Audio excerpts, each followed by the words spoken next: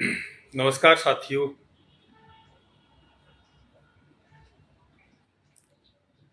साथियों, मैं हर एक ट्रेंडिंग टॉपिक पर वीडियो बनाने का प्रयास करता हूं। हो सकता है वीडियो ऐसा ना हो जो आपको ठीक लगे, लेकिन मैं निरंतर प्रयास इसलिए करता हूं कि जो भी ट्रेंडिंग में जो भी आपदा या फिर जनता के हित में या जनता के लिए कुछ ऐसी योजनाएं, कुछ ऐसी समस्याएं जिनका हल पाना मुश्किल है, तो हम उस ट्रेंडिंग टॉपिक पर वीडियो में आपके साथ में जुड़ते हैं और आपका सुझाव चाहते हैं। हम सब मिलकर उन समस्याओं का विकल्प खोजते हैं।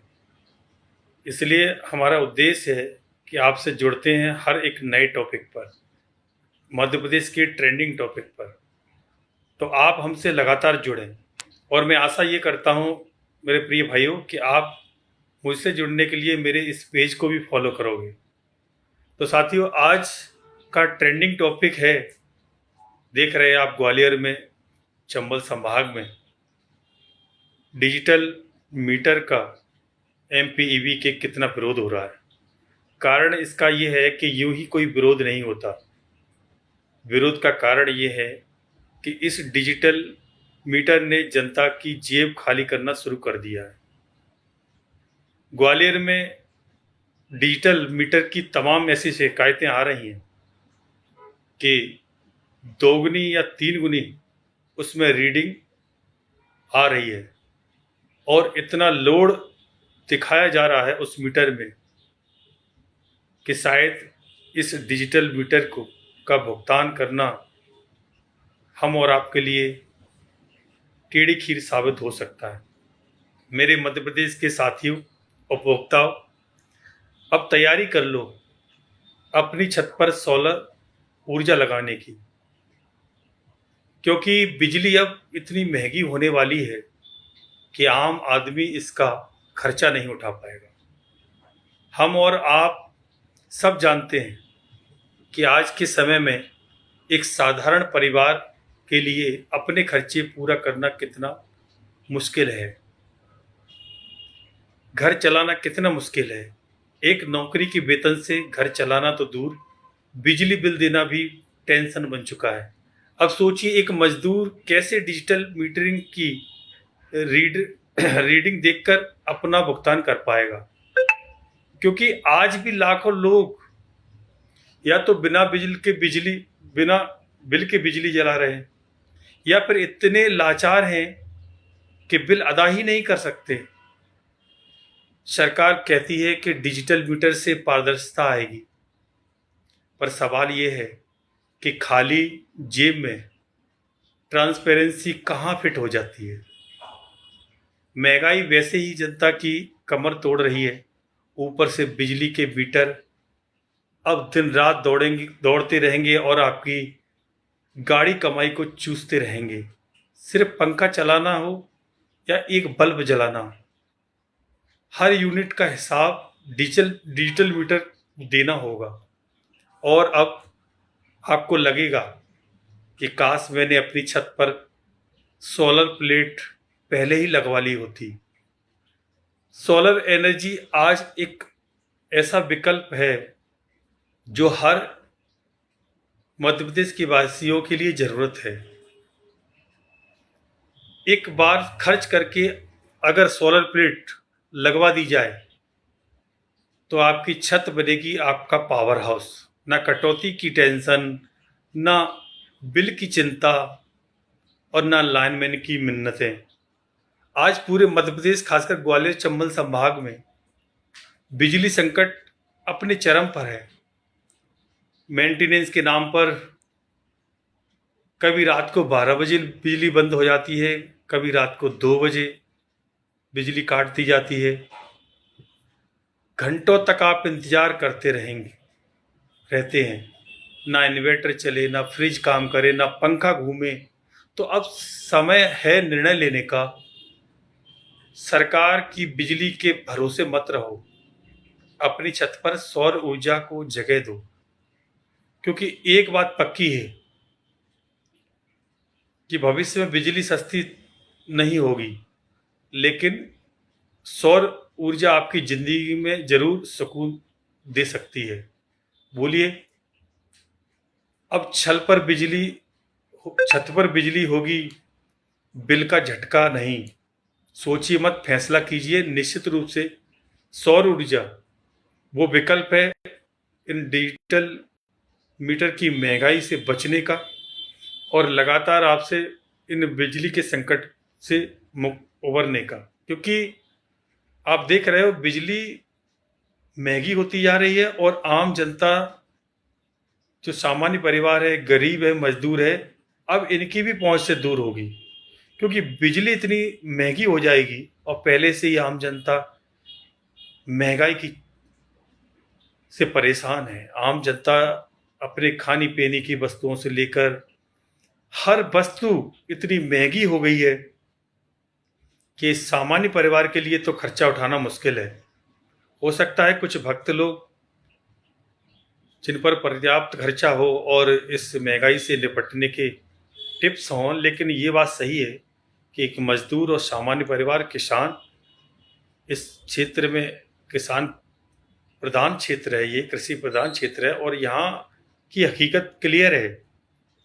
यहाँ कोई व्यक्ति अगर बिजली को लेकर संकट के विरोध में आवाज उठाता है, तब आपको ने देखा होगा कि इस तरह की खबरें यहाँ से मिलती रहती हैं कि भैया बिजली अधिकारियों के विरोध में मोहल्ले वाले इकट्ठे हो गए, एई जेई के खिलाफ बोलने लगे। कारण है इसका, क्योंकि यहाँ के लोगों के पास कोई व्यवसाय नहीं है। कृषि प्रधान क्षेत्र है, कृषि घाटे का व्यवसाय हो चुका है। लोग गांव से निकलकर शहरों की ओर पलायन करने लगे हैं। लागत अधिक है और इनकम कम है। खेती का यही वर्तमान में आलम है। तो कृषि प्रधान क्षेत्र जिसमें कम से कम 80% लोग किसान हों, और उनका जब व्यापार ही समाप्त हो जाए, धीमे धीमे करके घाटे का व्यवसाय हो जाए, तो आम आदमी अपना खर्चा कैसे उठा पाएगा। आप देख रहे हो निरंतर कि यहाँ के लोगों की शिकायत आपको खनिज के अवैध व्यापार के में भी सुनने को मिलती होगी। आप देखिए, आप विचार करिए कि जिनकी खेती में कुछ नहीं हो रहा हो, खेती महंगी, खाद और डीजल वगैरह लगने के बाद कोई प्रॉफिट नहीं हो रहा हो, और यहाँ कोई फैक्ट्री नहीं है, मिल नहीं है जिसमें लोग नौकरी करें, तो आप बताइए वो लोग क्या करेंगे। क्या उनके खेतों के पास में खनिज जो पड़ा है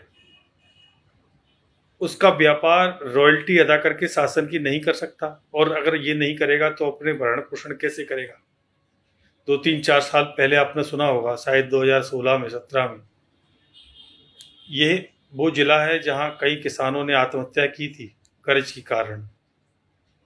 और अगर वो आज भी अपने परिवार का भरण पोषण नहीं कर पाएगा, अक्षम साबित होगा, तो कुछ तो करेगा आखिर अपने परिवार की आजीविका चलाने के लिए। तो साथियों, मैं आपके साथ में इसलिए जुड़ता हूँ, एक तो अपने आप को प्रेजेंट करता हूँ, दूसरा ट्रेंडिंग न्यूज जो भी चल रही है, जो समस्या चल रही है मध्य प्रदेश में, उसके संबंध में मैं अपने विचार साझा करता हूँ और आपकी राय लेता हूँ। तो प्रयास करता हूँ इस बहाने आपसे जुड़े रहने के लिए, क्योंकि ये अच्छा प्लेटफॉर्म है। आज व्यस्तता की इस दुनिया में हर आदमी व्यस्त है, एक दूसरे से मेल जोल कम हो गया है। तो एक सोशल नेटवर्क, ये जो प्लेटफॉर्म है, इस पर हम एक दूसरे से मिल सकते हैं, जान सकते हैं। कई लोग मैंने देखे हैं वर्षों पूर्व बिछड़ गए हैं, पता नहीं है वो कहाँ हैं, नाम भी कभी उनका दिमाग में नहीं आता, और फेसबुक की इस प्लेटफॉर्म पर हम मिल जाते हैं। कोई अजनबी अचानक से मिलता है और कहता है कि कितने बदल गए हो, कितने हाव भाव, चेहरा, विचार, बोलने का तरीका, सब कुछ बदल गया है। क्योंकि 10-12 साल पहले मैंने आपको देखा था। सत्यता है, अगर ये प्लेटफ़ॉर्म ना होता तो हम व्यक्ति से व्यक्ति की दूरियां कितनी बढ़ गई होती। तो विचार साझा ज़रूर करना चाहिए। भई आपके दिमाग में अगर कुछ आ रहा है कि हमारे समाज में ऐसा गलत हो रहा है या हमारे समाज में ये अच्छा हो रहा है, सरकार अच्छा काम कर रही है या सरकार का ये निर्णय जनहित में ठीक नहीं है, तो क्या होता है कि ये डाटा जो आपका है, ये एकत्रित होता है और सरकार को भी अच्छा काम करने का मौका मिलता है। हम और आपको भी समझ में आता है कि क्या गलत है और क्या सही है। इसलिए लगातार सोशल नेटवर्क पे जुड़ने के साथ-साथ एक दूसरे को फ़ॉलो ज़रूर करिए। अगर जान-पहचान आपकी है या कोई व्यक्ति जनहित में काम करना चाहता है, सोशल नेटवर्क पर अपने सुझाव आपके साथ साझा करना चाहता है, तो ऐसे व्यक्तियों से जुड़ना आवश्यक है। तो जुड़े रहिए आप हमारे साथ में और मैं आशा करता हूँ कि आप मुझे भी फ़ॉलो करेंगे और मेरे साथ जुड़ेंगे और हम सब मिलकर ऐसी ही चर्चा करेंगे जनहित के मुद्दों पर, सामाजिक व्यवस्था पर और अपने व्यक्तिगत जो हमारी समस्या हैं उन पर। तो जुड़े रहिए, धन्यवाद। मैं आशा करता हूँ आप और आपका परिवार सुखी रहे, समृद्ध रहे, आप निरंतर ऊंचाइयों पर उठे और अच्छा व्यापार करें। धन्यवाद।